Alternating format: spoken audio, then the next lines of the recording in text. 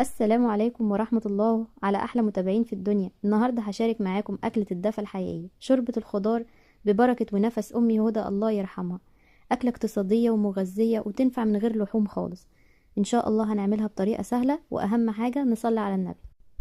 بنغسل الفراخ بتاعتنا كويس جدا، وبعد كده نجيب حلة ونسخنها ونحط فيها معلقة سمنة بلدي وفص مستكة، وننزل الفراخ تاخد تشويحة مع السمنة كده والبصل كمان لحد ما يتغير لونها ويبقى لونها ذهبي كده، تاخد صدمة بس من كل الجوانب وما تنزلش ميتها اهم حاجة.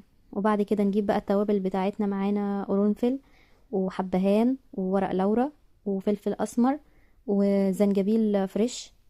كل الحاجات دي بقى نحطها كده على الفراخ ونقلب نقلب. دي بتفرق في طعم الشوربة جدا، وبتخلي طعم الشوربة كويس جدا. بعد كده بقى بننزل بالمية المغلية بتاعتنا لحد ما تغطي الفراخ.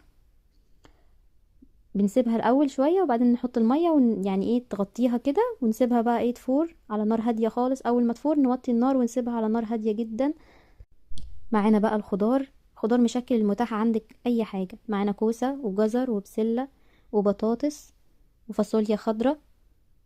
اول حاجه بنسيب الشوربه بقى، بناخد شوربه ونصفيها وبعد كده ننزل فيها بالخضار. معانا الفاصوليا الخضراء والجزر والبسله لانهم بياخدوا نار اكتر من الخضار التاني، فبنسيبهم لحد ما يفوروا كده ويقربوا على السوا. بننزل بقى بالكوسه والبطاطس، وبعدين نروح نحمر شويه لسان عصفور كده في معلقه سمنه بلدي لحد ما يتشوح وياخد اللون الذهبي الجميل ده. بننزل بيه على الشوربه.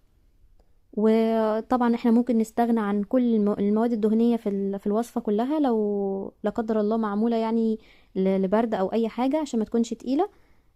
وان شاء الله تعملوها وتعجبكم جدا، واكلة بتدفي ومغذية وتحفة يا جماعة. الاكلة دي بتنزل في قلبنا والله.